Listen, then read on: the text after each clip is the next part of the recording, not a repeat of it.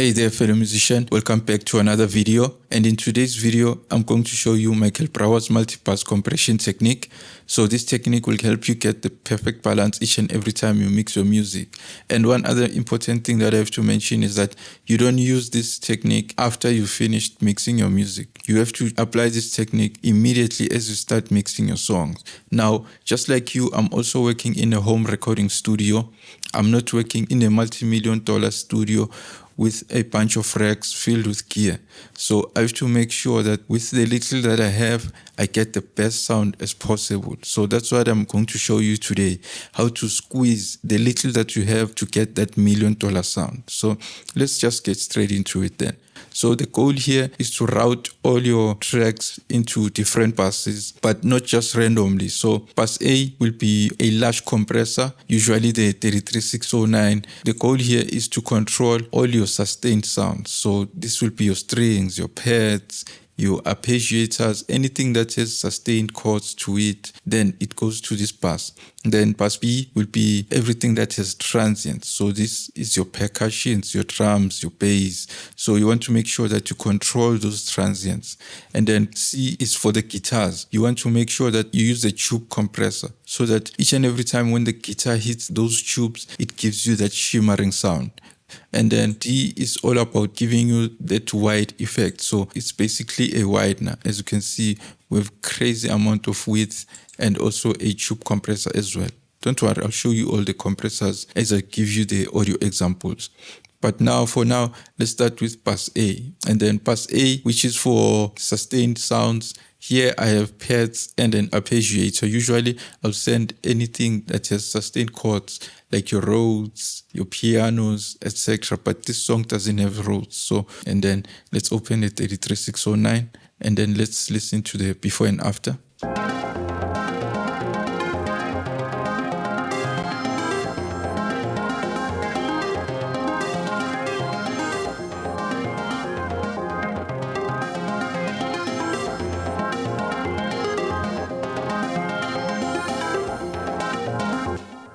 So the goal here is to glue those sustained sounds and create a cohesive sound so that they sound glued together. One thing that I like to do is to make sure that I use dual mono compression so that I get that stereo widening effect so that the left and the right channels are compressed differently.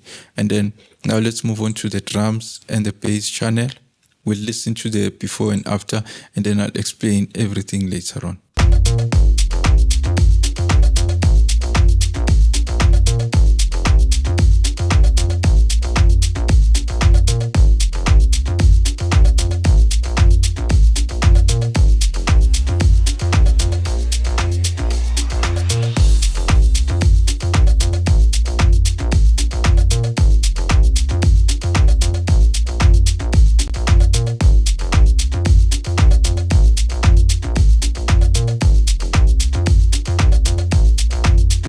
So as you can see, I have a crazy amount of compression, but I still have impact. So the secret that Michael Brauer uses for his drums and bass is to send all his drums and bass to this channel, and then at the same time send those same drums to another bus as well, which he calls bus E. This brings back those transients. So with that compressor, we're controlling the transients and making sure that they are well controlled.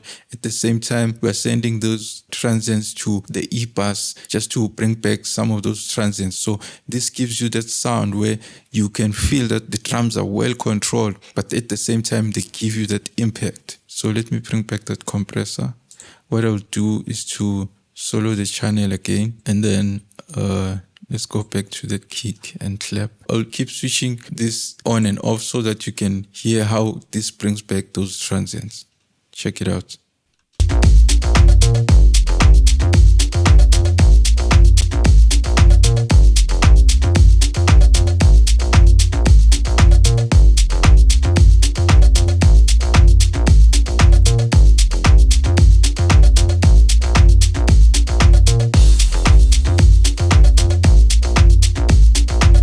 So as you can hear, without sending the kick to the E channel, it sounds too controlled. But once we engage that E channel again, now we bring back those transients. So that's how you get that well-controlled sound, but at the same time get more impact. And then moving on to drum C, for this track, I don't have guitars. I had to send the lead synth to the C bus. And then the C bus, as I mentioned, is just to make sure that each and every time the guitars hit the tubes, you get that shimmering effect.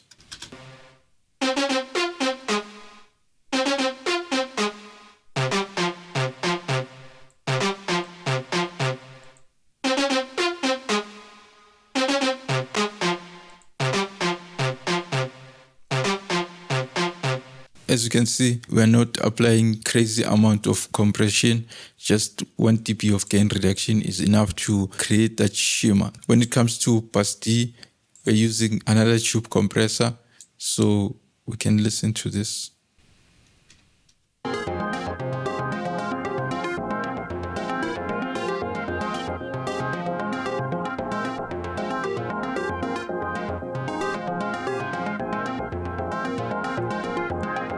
So as you can hear, it's creating that width effect.